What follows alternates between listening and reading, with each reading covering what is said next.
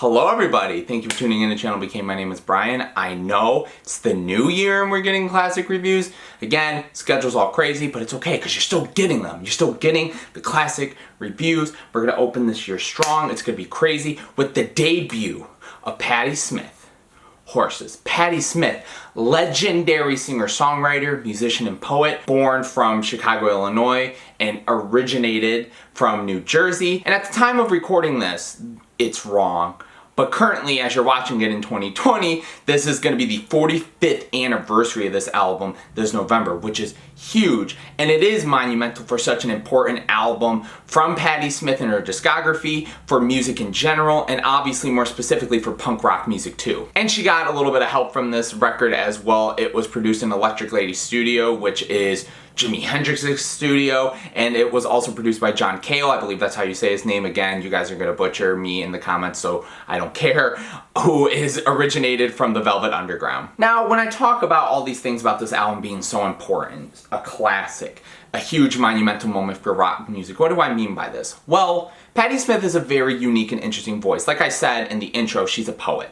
And a lot of this album is very unique when it comes down to these poetic themes, and also with the way she delivers a lot of the lyrics on here. Not every one of these songs on here are completely her. She does some covers on here as well, and she inserts little things here and there. But the thing that's very intriguing with this album is, again, just a lot of the mixtures of the musicality on here versus her vocals, because a lot of the time there's this interest in spoken word, and then just there's other times where she's just screaming out these lyrics and just, you know, at the top of her lungs, whether gorgeously or whether just hardcore and intense. And I think that's something that's really impressive about Patti Smith. She has an amazing penmanship. She has amazing descriptions and storytelling and all of that. But I think her vocals really deliver on this record as well, being very important, because I think that is where a lot of the punk rock aesthetic comes in too. Obviously there's garage rock influences as well on here, but I think it definitely has also some kind of poppier elements too, but I think Patti Smith's delivery and the way she approaches it with the songwriting, I think really changes up the whole dynamic of what this record ends up being a mix of. And like I was telling you guys off top about this record, yes, she does cover some stuff. The beginning to this whole album, Gloria, is actually a cover of a Van Morrison song. However, she starts it with her own poem, which is easily one of the greatest intros to an album I think I've ever heard in my life. Just the way she just smacks you in the face with, you know, Jesus died for somebody's sins, but not mine. That hits so heavy. I think a lot of that also focuses on the rest of the album as well. I think that line in particular and that poetry just completely sets the tone and the mood for the entire record. And this song, I think, fits the mood as well. It has this driving drum groove, it has this driving pianos to it, and that's the other thing too when I went back to listen to this record, because obviously being younger, going back and listening to these older records that are very important to music and just great in general, I wasn't really knowing what to expect sonically. But again, it kind of threw me off, because again, it being sort of the beginning of punk rock and this sort of era at that time in the mid-70s, it's interesting to hear some of these piano leads throughout the entire album. Like, there's some somber parts with it, and then again on this song in particular, there's a big drivingness to it. But I think that definitely follows suit then with my expectations on Redondo Beach, which gives off a very tropical vibe with the drums, and even with the guitar licks on here, it just feels very tropical, obviously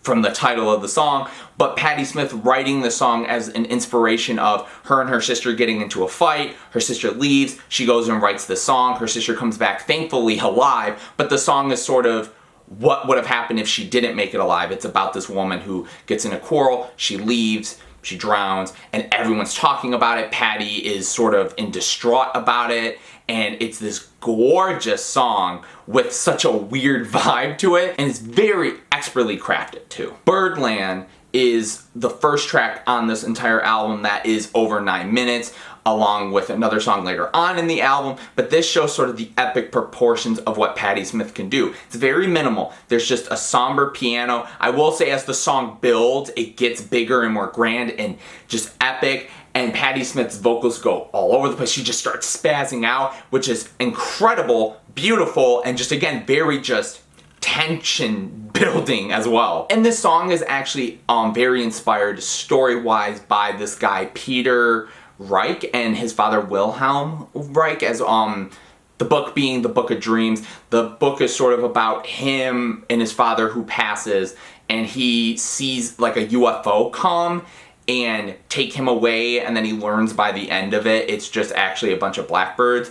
And there's a lot of sort of double entendres with that, with the title of the track being Birdland, but also with Patti's delivery of this guy being sucked up into the spaceship, this otherworldliness that actually follows other songs on this album too. It's a very just gorgeous piece of poetry, and again, just the way Patti Smith just lays it out and builds it is just epic. Free Money, again, kind of changes things up once again. Starts very bluesy and very slow and somber, and then it builds into sort of a more hard rock track like some of the stuff on here. It's a story about how Patti Smith was growing up poor, she didn't come from a lot, and the song was sort of a metaphor of like what would happen if her mom won the lottery and sort of what they could do. And her whole "when we dream it" vocals, like when she's just belting them out, is incredible, and it just lifts you so much. But again, just her whole metaphors of like, you know, we're gonna buy a jet and we're gonna go up and we're gonna see the stratosphere and then we're gonna go to the hottest places and the coldest places. It's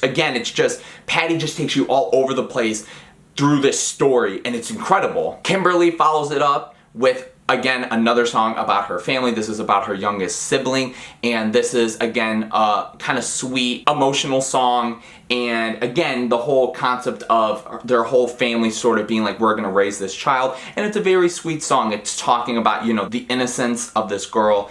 And it's a very nice song. It's a very nice, again, embrace of love and excitement, like Free Money, over the songs that were more epic and more, you know, just sad and depressing. Break It Up, again, brings some very interesting storytelling from Patti Smith. The song sort of being about a dream that she had about Jim Morrison being held by, like, on stone, and he has these wings that are in concrete, and it's just her and these other people just screaming, "Break it up," and it's this powerful story. She sort of compares him to Prometheus, and again, it's just such a wild part of this album, again, with her telling her own story, but also these covers, and also her sort of bringing in these rock legends like Jimi Hendrix and someone like Jim Morrison. And I know I'm gonna be skipping ahead real quick, but the last track, which is the shortest of all of them, and it's very, very short, is again a very somber way to end the album, but it's sort of a requiem for Jimi Hendrix. It's her sort of writing a piece about Jimmy, again, in comparison to the Jim Morrison thing I just brought up, and also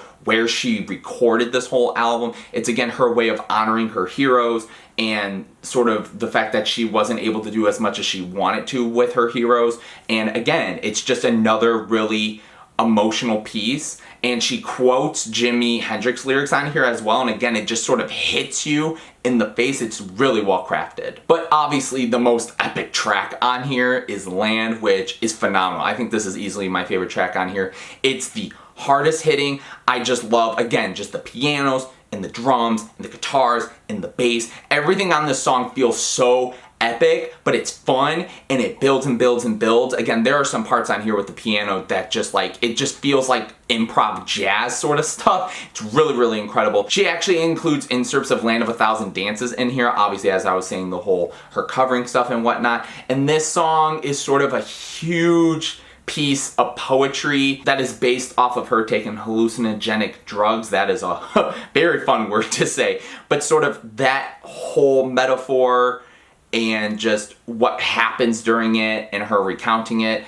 It doesn't seem like the whole song is really about that, but there are definitely sort of influences and little lines here and there. She brings up stuff that deals with cocaine and heroin. But again, it's just, in a weird way, this song feels like a trip because she's taking you through this sporadic spoken word. And again, songs like Birdland or this, where she just kind of goes off into her poetryness and all that sort of stuff. And again, it's just mind-blowing because of just her delivery, because she can just as well sing a very beautifully well-crafted song, but she can also just go sporadically spoken word and tell some great poetry.